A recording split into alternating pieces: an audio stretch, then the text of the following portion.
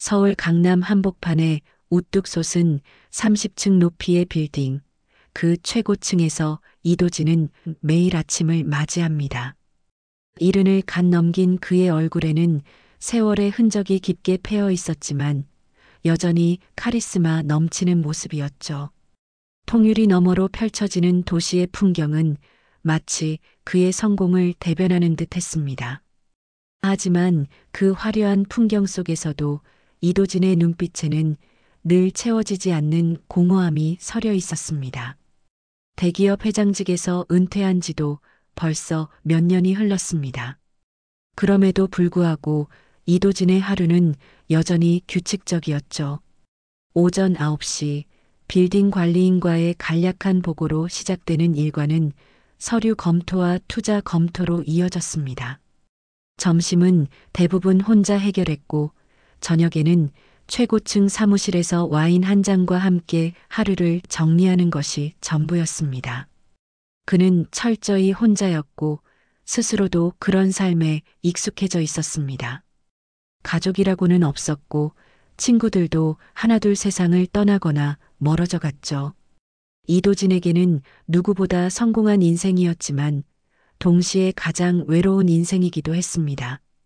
밤이 되면 빌딩의 불빛들이 하나둘 꺼져가고 그는 마지막까지 남아 도시의 야경을 바라보며 지나간 시간들을 떠올리곤 했습니다. 특히 젊은 시절의 어떤 기억들이 가끔씩 떠오를 때면 그는 깊은 한숨을 내쉬며 그 기억들을 애써 떨쳐내려 했죠. 사업에 성공하기 위해 포기했던 것들, 뒤돌아보지 못했던 것들이 나이가 들수록 더욱 선명하게 떠올랐습니다. 한편 같은 빌딩의 지하 청소 관리실에서는 전혀 다른 삶이 시작되고 있었습니다. 새벽 4시 박미자는 다른 사람들이 모두 잠들어 있는 시간에 벌써 나와 청소 도구들을 챙기고 있었습니다. 60대 후반의 나이에도 불구하고 그녀의 동작에는 여전히 활기가 넘쳤죠. 낡은 작업복에 스며든 세월의 흔적처럼 미자의 얼굴에도 깊은 주름이 패어 있었습니다. 하지만 그녀의 눈빛만큼은 새벽의 빛처럼 맑고 고요했습니다. 미자는 이 빌딩의 구석구석을 자신의 집처럼 아끼며 청소했습니다. 화려한 로비의 대리석 바닥을 닦을 때면 그녀는 항상 정성을 다했죠. 엘리베이터 안의 거울을 닦으며 복도의 벽면을 정리하며 화장실을 깨끗하게 만들며 그녀는 이 공간이 많은 사람들에게 쾌적한 환경이 되기를 바랐습니다. 그런 그녀의 마음가짐은 단순히 일에 대한 책임감을 넘어서는 것이었습니다. 이 빌딩에서 일하는 모든 사람들이 편안하게 하루를 보낼 수 있기를 진심으로 바라는 마음이었죠. 미자의 손길이 닿는 곳마다 따뜻함이 스며들었습니다.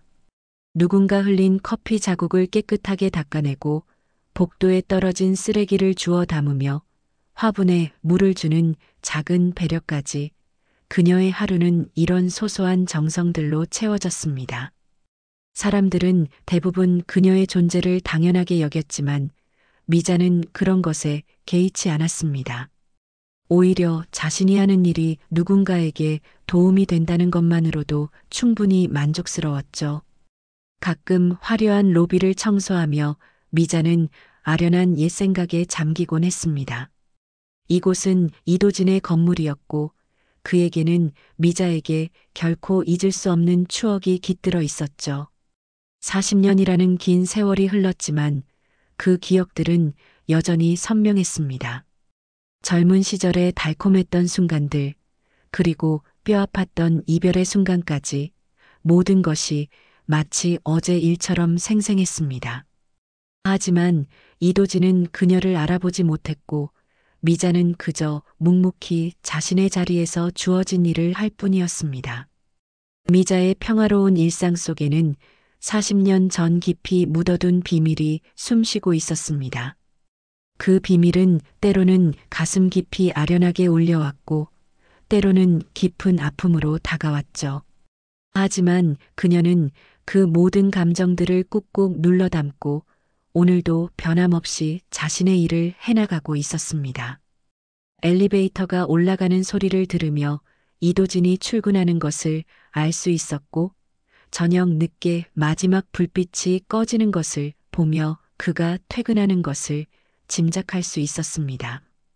그렇게 두 사람은 같은 건물에서 매일 스쳐 지나가지만 서로의 마음속 깊은 곳에 자리한 과거의 그림자에 대해서는 아무도 모르고 있었습니다.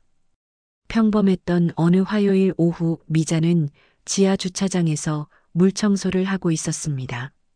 차들 사이로 스며든 먼지와 오염물질들을 깨끗하게 닦아내는 일은 쉽지 않았지만 그녀는 항상 꼼꼼하게 작업을 해나갔죠. 주차장 구석진 곳까지 놓치지 않고 청소하던 중 기둥 뒤편에서 무언가 반짝이는 것을 발견했습니다. 가까이 다가가 보니 고급스러운 가죽 지갑이 떨어져 있었습니다. 지갑을 집어든 미자의 손이 미세하게 떨렸습니다. 명품 브랜드의 로고가 새겨진 이 지갑은 분명 이도진 회장의 것으로 보였습니다. 주차장에는 그의 전용 주차 구역이 있었고 지갑이 떨어진 위치로 봐서는 틀림없었죠. 미자는 잠시 망설였습니다. 직접 전해드려야 하는지 아니면 관리사무소에 맡겨야 하는지 고민이 되었습니다. 하지만 이런 귀중품은 본인에게 직접 전달하는 것이 맞다고 생각했습니다. 지갑을 열어보니 두둑한 현금과 신용카드들, 그리고 신분증이 들어 있었습니다. 역시 이도진 회장의 지갑이 맞았죠. 미자는 지갑을 닫으려다가 한쪽 모서리에서 삐져나온 낡은 종이 조각을 발견했습니다. 호기심에 조심스럽게 꺼내보니 그것은 오래된 흑백 사진이었습니다. 사진 속에는 앳된 얼굴의 젊은 남자와 그 옆에 수줍게 웃고 있는 여인이 함께 찍혀 있었습니다. 미자의 심장이 쿵 하고 내려앉았습니다. 사진 속 젊은 남자는 분명 이도진이었고 그 옆의 여인은 다름 아닌 40년 전 자신의 모습이었습니다. 어떻게 이런 일이 가능할까요? 이도진이 아직도 이 사진을 간직하고 있었다니. 미자는 사진을 들여다보며 그때의 기억들이 물밀듯이 밀려오는 것을 느꼈습니다. 서울역 앞 작은 국밥집에서 만난 그 청년, 가난했지만 꿈이 있었던 그 시절, 서로를 향한 순수했던 사랑이 모두 되살아났습니다. 손이 떨려서 사진을 제대로 잡을 수가 없었습니다. 잊고 지내려 애썼던 과거가 한 장의 사진으로 갑자기 현실로 튀어나온 순간이었습니다. 미자는 깊은 숨을 고르며 사진을 다시 지갑 안에 넣었습니다. 어떤 이유에서든 이도진이 이 사진을 간직하고 있다는 것은 분명했고 그것이 무엇을 의미하는지는 알 수 없었지만 마음이 복잡해졌습니다. 미자는 떨리는 마음을 진정시키며 엘리베이터를 타고 최고층으로 향했습니다. 회장실 앞에 서니 가슴이 두근거렸습니다. 40년 만에 이렇게 가까이에서 이도진을 마주하게 될 줄은 꿈에도 생각하지 못했죠. 문을 두드리고 들어섰을 때 이도진은 여전히 차갑고 무표정한 얼굴로 서류를 보고 있었습니다. 세월이 흘렀지만 그의 모습에서는 여전히 옛날의 면모를 찾을 수 있었습니다. 회장님, 주차장에서 지갑을 주우셨습니다. 미자는 최대한 평정심을 유지하며 말했습니다. 목소리가 떨리지 않도록 애썼지만 마음은 온통 사진 생각뿐이었죠. 이도진은 무심하게 지갑을 받아들고 간단히 내용물을 확인했습니다. 현금과 카드들을 살펴보던 그의 손이 사진에 닿는 순간 그의 눈빛에 미세한 흔들림이 스쳤습니다. 이도진은 재빨리 사진을 확인하고는 얼른 주머니에 넣었습니다. 하지만 그 찰나의 순간 미자는 그의 표정 변화를 놓치지 않았습니다. 분명 무언가를 느꼈을 것입니다. 이도진은 이내 다시 무표정한 얼굴로 돌아와 고맙습니다. 수고하세요라고 말했습니다. 하지만 미자는 그 순간 보았습니다. 지갑을 받아드는 그의 손이 미세하게 떨리고 있었음을. 미자가 방을 나간 후 이도진은 혼자 남아 주머니에서 사진을 다시 꺼내 보았습니다. 40년 전 서울역 앞에서 찍었던 이 사진은 그에게 가장 소중한 보물이었습니다. 젊은 시절 유일하게 진심으로 사랑했던 여인 박미자와의 추억이 고스란히 담긴 사진이었죠. 그런데 방금 전 지갑을 가져다 준 청소부의 얼굴에서 왜 이상한 기시감을 느꼈을까요? 무언가 낯익은 느낌이었지만 확신할 수는 없었습니다. 그날 이후 이도진은 청소부 박미자를 평소와 다른 시선으로 보기 시작했습니다. 아침에 출근할 때마다 그녀가 청소하는 모습을 유심히 관찰하게 되었고 가끔은 사무실 창문 너머로 그녀의 동선을 따라보기도 했습니다. 이상했습니다. 왜 자꾸 그녀가 신경 쓰일까요? 단순한 호기심인지 아니면 다른 이유가 있는 것인지 자신도 알 수 없었습니다.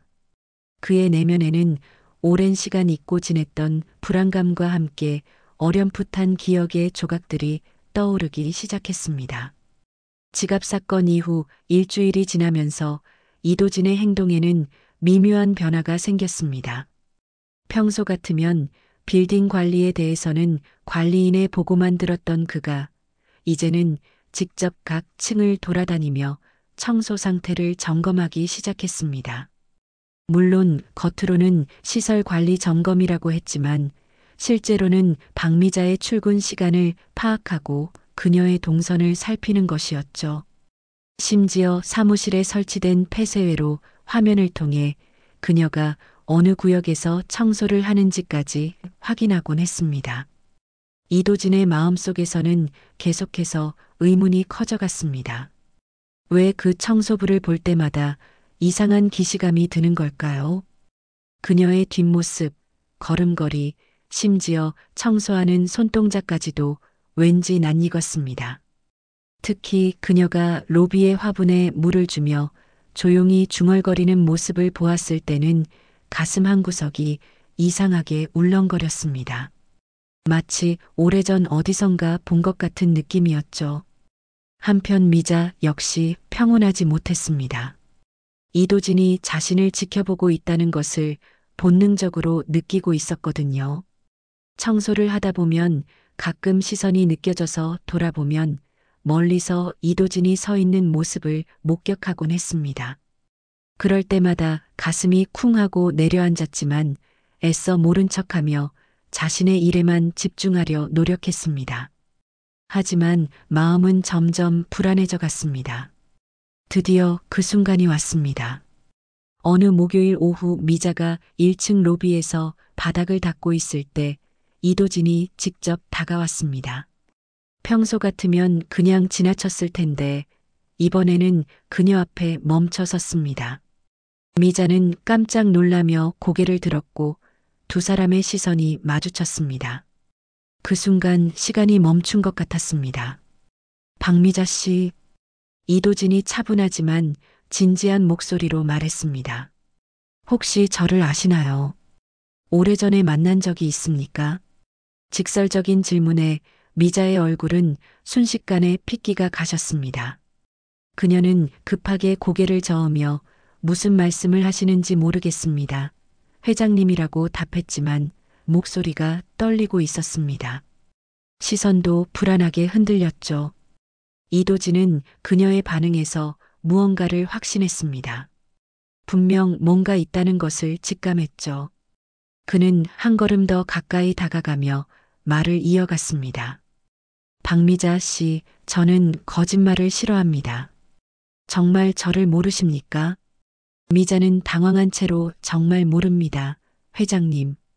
저는 그냥 청소부일 뿐입니다라고 대답했지만 그녀의 손은 걸레를 꽉 쥐고 있었고 온몸이 경직되어 있었습니다. 이도진은 더 이상 참을 수 없었습니다. 그는 목소리를 낮추며 직접적으로 과거를 언급했습니다. 40년 전 서울역 앞에서 미자네 국밥집을 기억하십니까? 저는 이도진입니다. 그 순간 미자는 마치 망치로 머리를 맞은 듯한 충격에 그대로 주저앉을 뻔했습니다. 걸레가 손에서 떨어지며 바닥에 떨어졌고 그녀의 얼굴은 새하얗게 변했습니다. 도진이라고 불렀던 그 청년이 바로 저입니다. 이도진의 목소리에는 복잡한 감정이 섞여 있었습니다. 그리움과 원망, 안도와 분노가 뒤섞인 복잡한 심정이었죠. 미자는 더 이상 숨길 수 없음을 직감했습니다. 40년 동안 가슴 깊이 묻어두었던 비밀이 마침내 세상으로 나오는 순간이었습니다. 왜? 미자의 목소리는 떨리고 있었습니다. 왜 이제 와서? 그녀는 말을 잇지 못했습니다. 너무 많은 감정이 한꺼번에 밀려왔거든요. 그리움, 미안함, 두려움, 그리고 오랜 시간 꾹꾹 눌러 담았던 아픔까지 모든 것이 한순간에 터져 나올 것 같았습니다.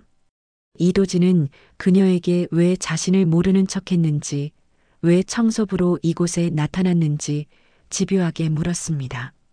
미자 씨, 왜 나를 피했습니까? 왜 모른 척 했습니까?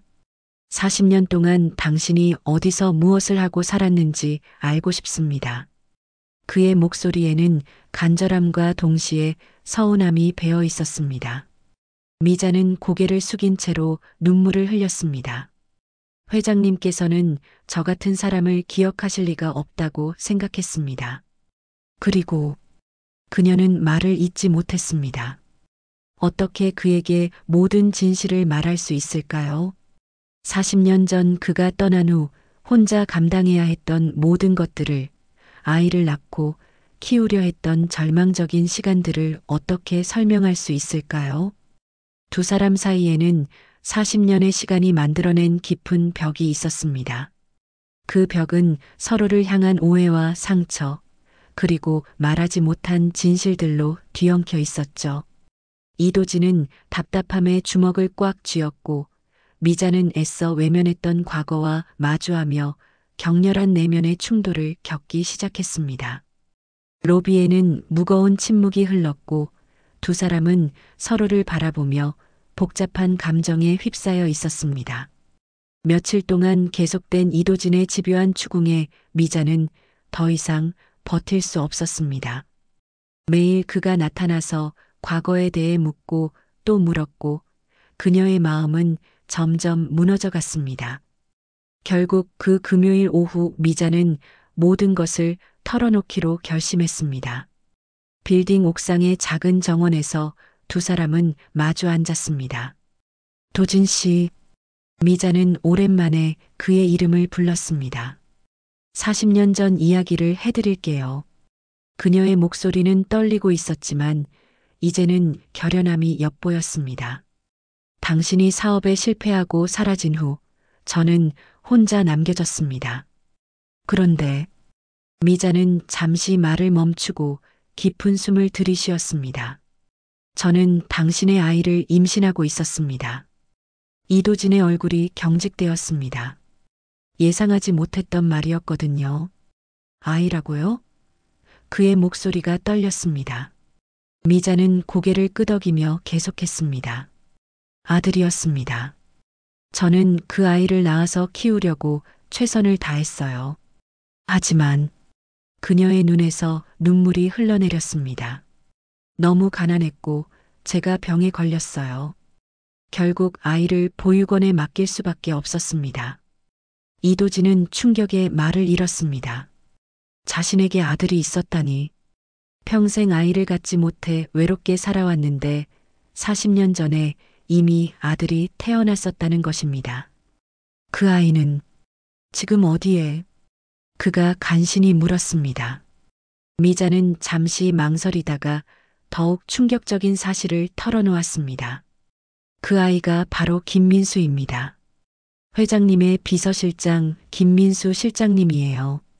미자의 말에 이도진은 의자에서 일어날 뻔했습니다. 김민수라니.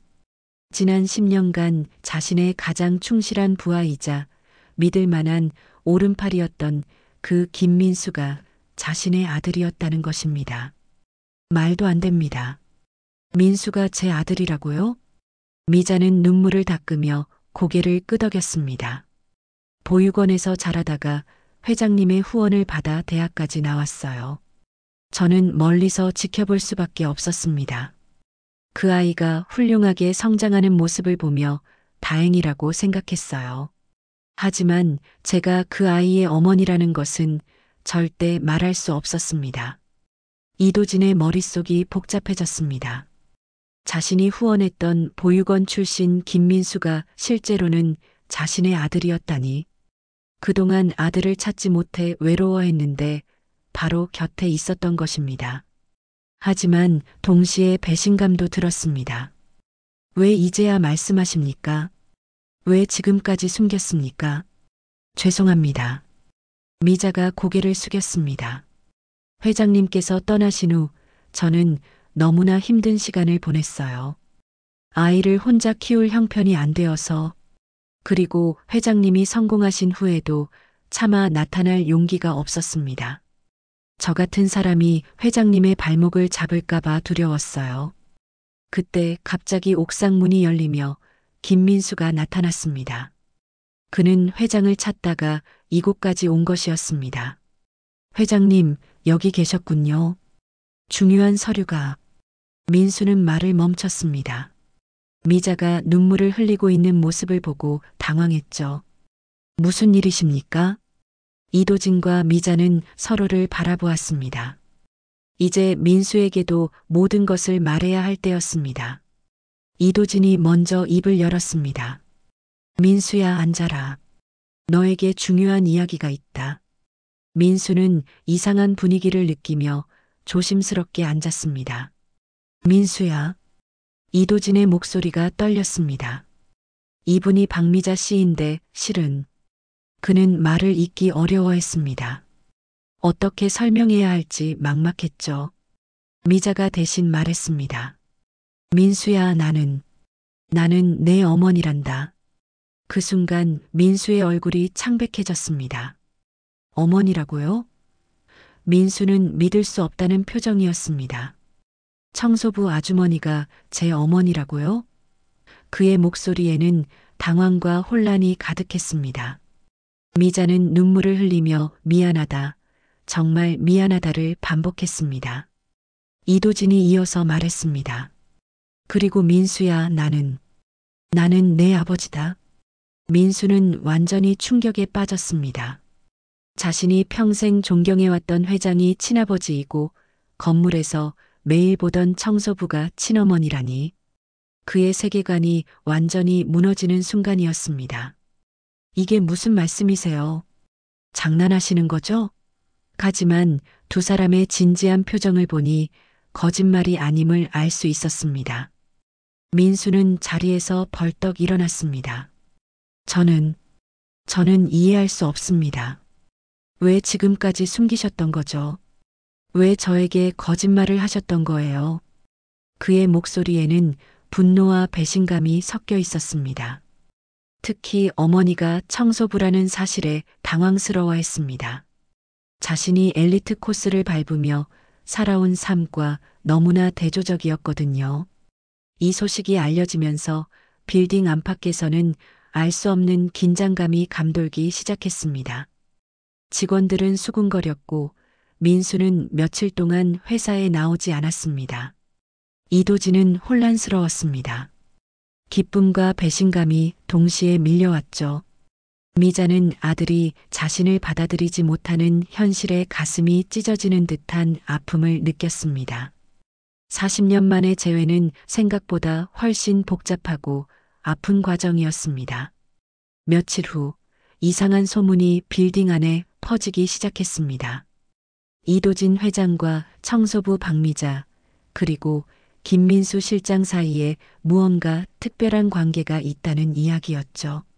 직원들은 호기심 어린 눈빛으로 세 사람을 지켜봤고, 특히 민수가 며칠째 회사에 나오지 않는다는 사실이 더욱 의혹을 키웠습니다. 이런 분위기 속에서 한 사람이 움직이기 시작했습니다. 박태식은 이도진 회장의 오랜 지인이자 그룹 법무팀장이었습니다. 60대 후반의 나이에도 여전히 날카로운 눈빛을 가진 그는 회사 내부 소문을 통해 이상한 낌새를 눈치챘습니다. 평소 이도진의 재산과 경영권에 관심이 많았던 박태식은 이번 일을 절호의 기회로 여겼죠. 그는 은밀하게 조사를 시작했습니다. 박태식이 가장 먼저 찾아간 곳은 옛 서류 보관소였습니다. 이도진이 젊은 시절 작성했던 각종 문서들을 뒤져본 결과 놀라운 사실을 발견했습니다. 40년 전 이도진이 박미자에게 거액의 부동산을 증여했다는 서류가 있었던 것입니다. 당시 이도진은 미자에게 미안한 마음에 강남의 땅 몇 필지를 미자 명의로 넘겨주었지만 미자는 이 사실을 전혀 알지 못했습니다. 더욱 놀라운 것은 그 부동산들이 시간이 지나면서 엄청난 가치로 불어났다는 사실이었습니다. 강남 개발과 함께 땅값이 수십 배로 뛰었고 현재 시가로는 수백억 원에 달하는 재산이었죠. 박태식은 이 정보를 얻고 나서 음흉한 미소를 지었습니다. 이것을 잘 이용하면 이도진의 재산을 가로챌 수 있을 것 같았거든요. 박태식은 먼저 혼란에 빠진 김민수를 찾아갔습니다. 민수는 며칠째 자신의 아파트에 틀어박혀 있었습니다. 갑작스럽게 알게 된 출생의 비밀 때문에 정신적 충격이 컸던 것이죠. 박태식은 친근한 미소를 지으며 민수를 위로하는 척했습니다. 민수야, 많이 힘들겠구나. 이런 일이 갑자기 일어나다니. 박상무님. 민수는 지친 목소리로 대답했습니다. 저는 정말 모르겠어요. 어떻게 받아들여야 할지. 박태식은 이때를 놓치지 않고 교묘하게 접근했습니다. 민수야, 사실 내가 너에게 중요한 이야기가 있다. 너의 어머니인 박미자 씨에게는 엄청난 재산이 있어. 이도진 회장이 예전에 증여한 부동산들 말이야. 민수는 깜짝 놀랐습니다. 무슨 말씀이세요? 박태식은 준비해온 서류들을 보여주며 설명했습니다. 이 서류들을 봐라. 회장님이 젊은 시절 내 어머니에게 막대한 재산을 넘겨주었어. 그런데 내 어머니는 이 사실을 모르고 있다. 그리고 만약 회장님이 돌아가시면 법적으로는 내가 모든 걸 상속받을 수 있어. 박태식의 말에 민수는 혼란스러워했습니다. 그게 무슨 의미인가요? 간단해. 내가 정당한 상속자라는 거야. 회장님은 이미 나이가 많으시고 다른 가족도 없잖아. 내가 그동안 회사를 위해 얼마나 헌신했는데 당연히 내가 모든 걸 이어받아야지. 박태식의 목소리에는 달콤한 유혹이 담겨 있었습니다. 한편 이 모든 상황이 언론에 흘러나가기 시작했습니다. 누군가 익명으로 기자들에게 제보를 한 것이었죠. 다음 날 아침 인터넷 뉴스에는 자극적인 제목의 기사들이 쏟아졌습니다. 재벌 회장과 청소부의 숨겨진 로맨스, 사생아 스캔들에 휩싸인 대기업, 40년 만에 밝혀진 충격적인 과거 등등 온갖 추측성 기사들이 난무했습니다. 기자들은 빌딩 앞에 몰려들었고 이도진과 미자, 그리고 민수의 사진을 찍으려 했습니다. 미자는 기자들을 피해 후문으로 출근해야 했고 이도진은 차량으로 이동할 때마다 플래시 세례를 받았습니다. 빌딩 로비에는 취재진들이 상주하며 관련자들을 기다렸죠. 언론의 관심이 커지면서 상황은 더욱 악화되었습니다. 이도진의 건강이 급격히 나빠지기 시작했습니다. 평생을 조용히 살아온 그에게 이런 스캔들은 큰 스트레스였거든요. 혈압이 오르고 가슴이 답답해지는 증상이 나타났습니다. 결국 그는 병원에 입원하게 되었죠. 이때 박태식이 본격적으로 움직였습니다. 그는 민수를 다시 찾아가서 더욱 적극적으로 부추겼습니다. 민수야, 지금이 기회야. 회장님이 병원에 계시는 동안 우리가 움직여야 해. 내가 정당한 상속자라는 것을 법적으로 인정받아야 한다고. 민수는 여전히 망설였지만 박태식의 계속된 설득에 점점 흔들리기 시작했습니다. 박태식은 민수에게 내 어머니도 거액의 재산이 있다는 것을 알면 좋아할 거야. 그동안 고생한 것에 대한 보상이잖아라고 말하며 죄책감까지 자극했습니다. 결국 민수는 박태식의 꼬임에 넘어가서 이도진의 경영권과 재산에 대한 법적 소송을 제기하기로 결심했습니다. 소송 소식이 알려지자 모든 것이 무너지는 듯한 분위기가 되었습니다. 이도진은 병실에서 이 소식을 들었고 충격으로 인해 상태가 더욱 악화되었습니다. 미자는 아들이 자신과 이도진을 상대로 소송을 제기했다는 사실에 가슴이 찢어지는 고통을 느꼈습니다. 40년 만의 재회가 이런 비극으로 끝나게 될 줄은 꿈에도 생각하지 못했습니다. 박태식의 음모는 성공하는 듯 보였고 세 사람의 가족은 완전히 파탄 위기에 놓였습니다. 병실에 홀로 남겨진 이도진은 깊은 절망에 빠져 있었습니다. 아들이라고 생각했던 민수가 자신을 상대로 소송을 제기했다는 사실이 믿어지지 않았습니다. 간병인도 보내고 혼자 있고 싶다고 했던 그는 침대 옆 낡은 책상 서랍을 무심코 열어보았습니다. 그 안에서 오래된 일기장 하나를 발견했습니다. 일기장의 표지는 세월의 발에 있었고 손때가 많이 탔습니다. 이도진은 호기심에 일기장을 펼쳐보았습니다. 첫 페이지에는 정성스러운 글씨로 박미자의 일기라고 적혀 있었고 날짜는 40년 전으로 거슬러 올라갔습니다. 이도진의 가슴이 두근거리기 시작했습니다. 오늘 도진이가 사업 때문에 부산에 간다고 했다. 걱정이 많이 된다.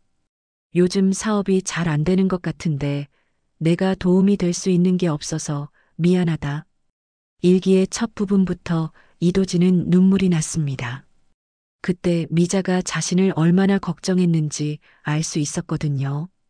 일기를 계속 읽어나가니 더욱 놀라운 내용들이 나왔습니다. 병원에서 임신이라고 했다.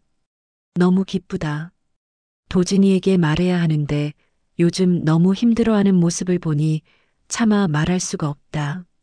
조금 더 기다려보자. 미자가 임신 사실을 알고도 자신의 걱정 때문에 말하지 못했다는 것이었습니다.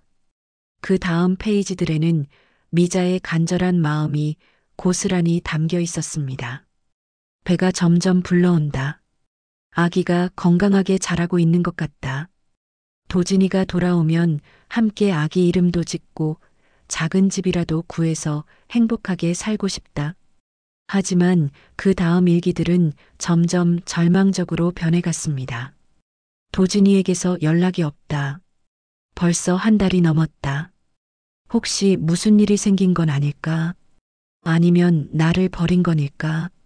아기는 곧 태어날 텐데. 이도진은 그때 자신이 얼마나 무책임했는지 깨달았습니다. 사업 실패로 도망치듯 서울을 떠났던 자신의 행동이 미자에게 얼마나 큰 상처를 주었는지 알 수 있었습니다. 일기는 계속 이어졌습니다. 민수를 낳았다. 정말 예쁜 아기다. 도진이를 쏙 빼닮았다. 하지만 혼자서 아기를 키우기가 너무 힘들다. 일자리도 구하기 어렵고 몸도 아프다. 어떻게 해야 할까? 미자가 혼자서 아이를 키우려고 얼마나 노력했는지, 그 과정에서 얼마나 힘들었는지가 생생하게 기록되어 있었습니다. 가장 마음 아픈 부분은 아이를 보육원에 보내야 했던 날의 일기였습니다. 오늘 민수를 보육원에 맡겼다. 가슴이 찢어질 것 같다. 하지만 이게 민수를 위한 일이라고 생각한다. 나 같은 엄마보다는 보육원에서 제대로 된 교육을 받고 자라는 게 나을 것이다. 민수야, 엄마를 용서해다오. 이도진은 일기를 읽으며 눈물을 참을 수 없었습니다. 일기장 마지막 페이지에는 이도진에게 보내는 편지가 있었습니다. 도진 씨, 당신을 원망하지 않습니다. 사업이 힘드셨을 테고 저 같은 사람 때문에 발목 잡히고 싶지 않으셨을 거예요. 이해합니다. 그저 민수를 지키지 못해 미안할 뿐입니다. 부디 당신은 성공하셔서 행복하게 살아가세요. 그것만이 제 마지막 소원입니다. 일기장을 다 읽은 이도진은 그동안의 모든 오해와 분노가 녹아내리는 것을 느꼈습니다. 미자가 자신을 속인 것이 아니라 오히려 자신을 배려하며 모든 고통을 혼자 감당했다는 것을 알게 되었습니다. 그는 비로소 미자의 진심과 희생을 이해할 수 있었습니다. 한편 민수는 박태식과 함께 법무법인을 방문했습니다. 하지만 변호사와 상담을 받는 과정에서 자신의 행동이 과연 옳은 것인지 의문이 들기 시작했습니다. 특히 어머니인 미자가 청소일을 그만두고 깊은 슬픔에 빠져 있다는 소식을 들었을 때 마음이 흔들렸습니다. 그날 저녁 민수는 어머니의 작은 원룸을 찾아갔습니다. 미자는 수척해진 모습으로 청소 도구함을 정리하고 있었습니다. 민수가 도구함을 들여다보니 그 안에서 낡은 공책 하나를 발견했습니다. 그것은 미자가 임신했을 때 썼던 태교일기였습니다. 태교일기에는 태어날 아이에 대한 미자의 간절한 사랑이 가득했습니다. 우리 아기야, 엄마가 매일 너를 위해 기도하고 있단다. 건강하게 태어나서 엄마와 아빠의 사랑을 듬뿍 받고 자라렴. 그리고 아이의 이름 민수가 수없이 적혀 있었습니다. 각각 다른 한자로 써보며 가장 좋은 의미의 이름을 지어주려 했던 어머니의 마음이 보였습니다. 민수는 태교일기를 읽으며 자신이 얼마나 사랑받는 아이였는지 깨달았습니다. 어머니가 자신을 포기한 것이 아니라 자신을 위해 최선의 선택을 했다는 것을 알게 되었습니다. 그리고 박태식이 자신을 이용하려 했다는 것도 깨달았습니다. 민수는 박태식에게 전화를 걸어 소송을 취하하겠다고 말했습니다. 박태식은 당황하며 만류했지만 민수의 마음은 이미 정해져 있었습니다. 그는 곧바로 병원으로 달려가 이도진을 찾았습니다. 병실 문을 열고 들어선 민수는 무릎을 꿇고 이도진 앞에서 진심으로 사과했습니다.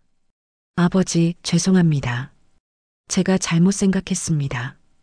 민수의 눈에서 눈물이 흘러내렸습니다. 이도진 역시 눈물을 흘리며 아들을 일으켜 세웠습니다. 민수야, 나도 미안하다. 내 어머니에게 너무 큰 상처를 줬구나. 아버지와 아들은 서로를 껴안으며 그동안의 오해를 풀었습니다. 건강을 회복한 이도진은 아들 민수와 함께 박태식의 음모를 파헤치기 시작했습니다. 병실에서 나온 그들의 첫 번째 목표는 박태식이 조작한 서류들의 진실을 밝혀내는 것이었습니다. 이도진은 자신의 개인 금고에서 40년 전 미자에게 남겼던 부동산 증여 서류의 원본을 찾아냈습니다. 놀랍게도 그 서류에는 박태식이 말한 것과는 전혀 다른 내용이 적혀 있었습니다. 실제로는 이도진이 미자에게 증여한 부동산이 아니라 이도진의 아버지가 미자의 가족에게 빚진 것을 갚기 위해 남긴 유산이었습니다. 하지만 박태식이 이를 악용해 마치 이도진이 개인적으로 증여한 것처럼 조작했던 것이죠. 더욱 충격적인 것은 박태식이 그 유산을 관리한다는 명목으로 수십 년간 부당하게 이익을 챙겨왔다는 사실이었습니다. 민수는 회사 내부 조사를 통해 박태식의 금전거래 내역을 추적했습니다. 그 결과 박태식이 미자 명의의 부동산에서 나오는 임대료를 개인 계좌로 빼돌려왔다는 증거를 발견했습니다. 수십 년간 쌓인 금액은 상당했고 이는 명백한 횡령이었습니다. 이도진과 민수는 이 모든 증거를 정리해서 검찰에 고발장을 제출했습니다. 박태식은 상황이 급박해지자 마지막 발악을 시작했습니다. 그는 언론에 거짓 정보를 흘려 이도진 일가를 더욱 공경에 빠뜨리려 했습니다. 이도진 회장이 사생활을 숨기고 있었다. 불법적인 재산 은닉 의혹 등의 기사가 쏟아졌습니다. 하지만 이번에는 이도진과 민수가 준비되어 있었습니다. 그들은 즉시 기자회견을 열어 모든 진실을 공개하기로 했습니다. 마침내 모든 이들이 주목하는 가운데 법정에서 최후의 대결이 펼쳐졌습니다. 박태식은 자신의 변호사와 함께 이도진 측을 상대로 맞섰습니다. 그는 여전히 자신이 옳다고 주장했습니다. 이도진 회장이 과거의 잘못을 숨기기 위해 저를 희생양으로 만들려 한다고 억지를 부렸죠. 하지만 이도진과 민수는 차근차근 준비한 증거들을 제시했습니다. 원본 서류들, 금융 거래 내역, 그리고 박태식의 횡령 증거까지 모든 것이 명확했습니다. 법정 분위기는 점점 이도진 측에 유리하게 흘러갔습니다. 박태식의 변명은 증거 앞에서 힘을 잃어갔죠. 그때 가장 극적인 순간이 찾아왔습니다. 증인으로 출석한 이도진의 오랜 집사 김할아버지가 충격적인 증언을 했습니다. 제가 모든 것을 고백하겠습니다. 법정은 숨소리조차 들리지 않을 정도로 조용해졌습니다. 김할아버지는 떨리는 목소리로 말을 이어갔습니다. 40년 전 선대 회장님께서 임종하시기 전에 저에게 비밀을 털어놓으셨습니다. 그의 증언에 따르면 이도진의 아버지는 젊은 시절 사업을 하면서 미자의 아버지를 속여 큰 손해를 입혔다고 했습니다. 미자의 집안이 몰락한 진짜 원인이 바로 이도진 아버지의 사업적 탐욕 때문이었던 것입니다. 선대 회장님은 그 죄책감에 평생 시달리셨습니다. 그래서 미자 씨 가족에게 막대한 유산을 남기려 하셨죠. 하지만 박태식 변호사가 그 유언장을 조작했습니다.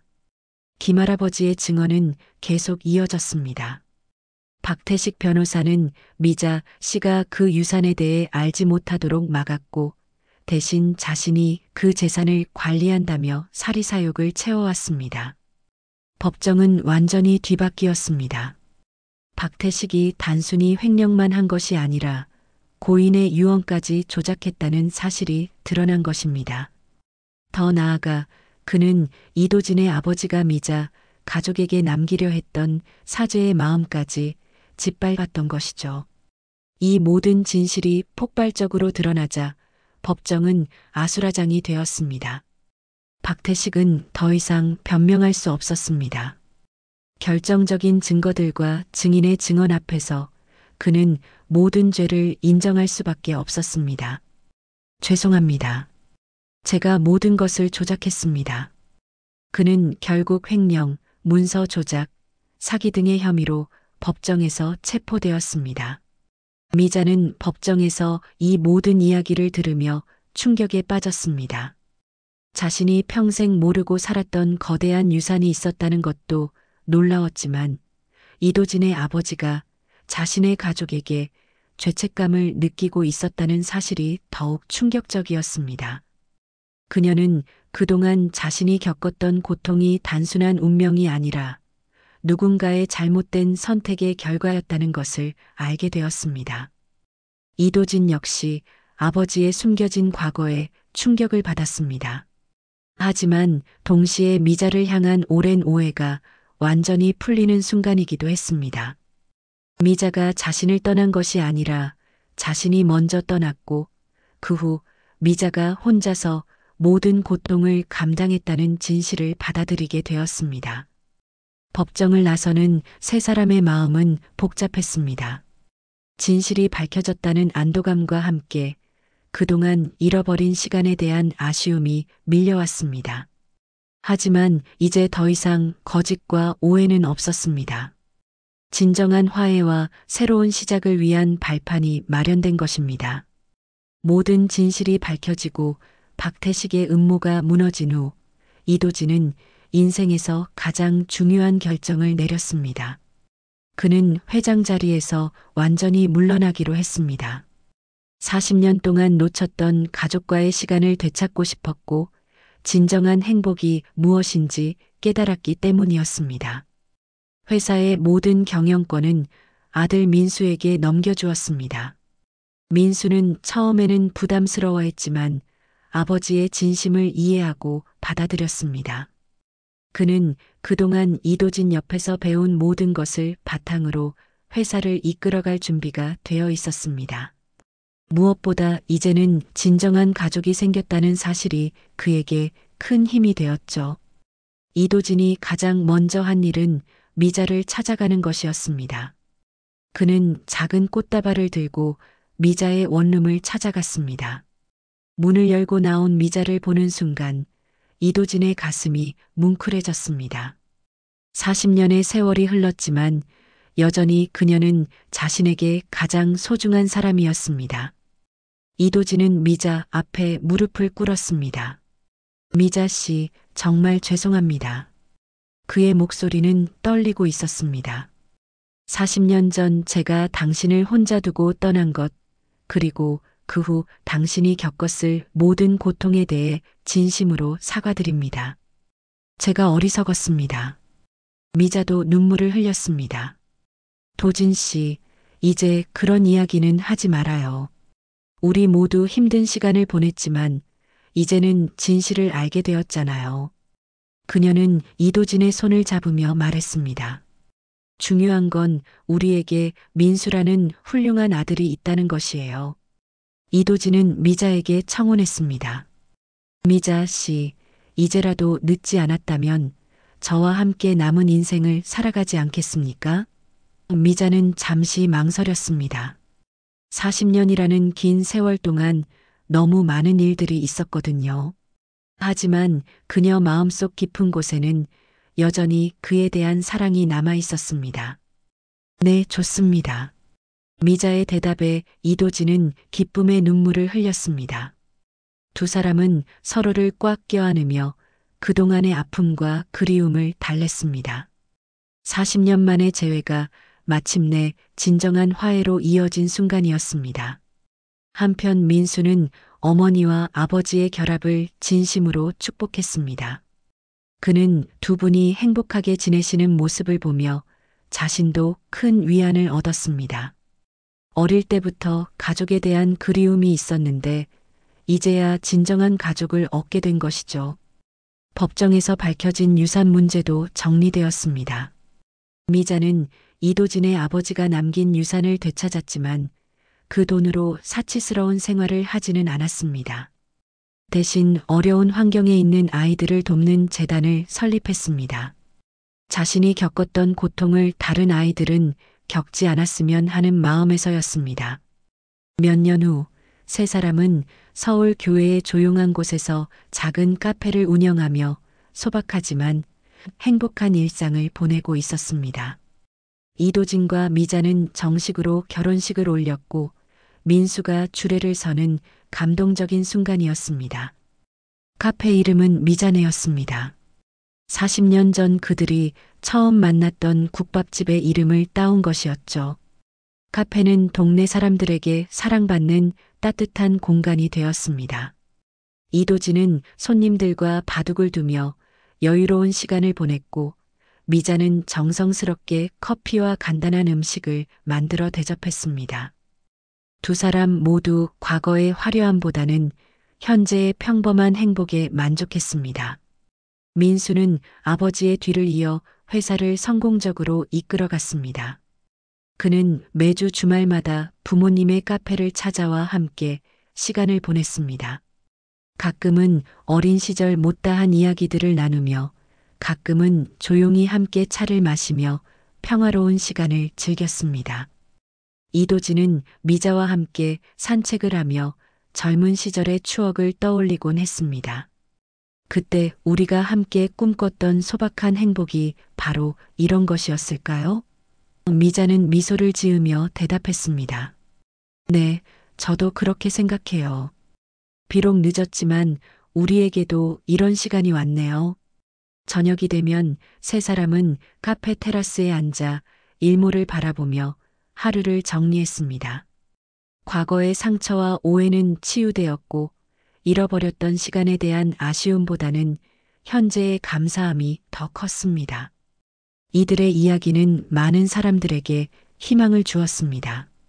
가끔 카페를 찾는 손님들 중에는 이들의 이야기를 듣고 찾아오는 사람들도 있었습니다. 첫사랑에 대한 그리움, 가족에 대한 그리움을 가진 사람들이 이곳에서 위로를 받아갔습니다. 이도진과 미자는 그런 사람들에게 늦었다고 생각할 때가 가장 빠른 때라며 용기를 주었습니다. 민수도 자신의 출생에 대한 비밀을 더 이상 부끄러워하지 않았습니다. 오히려 부모님의 깊은 사랑과 희생을 이해하게 되면서 더욱 감사한 마음으로 살아갔습니다. 그는 사랑하는 여자친구와 결혼을 약속했고 부모님께 손자를 안겨드릴 날을 손꼽아 기다리고 있었습니다. 이들의 이야기는 시청자들에게 깊은 감동을 주었습니다. 첫사랑의 아련함, 가족의 소중함, 그리고 용서와 화해를 통한 진정한 행복의 의미를 전달했습니다. 비록 40년이라는 긴 시간이 걸렸지만 결국 사랑은 모든 것을 이겨낸다는 희망적인 메시지로 많은 이들의 마음을 따뜻하게 만들었습니다.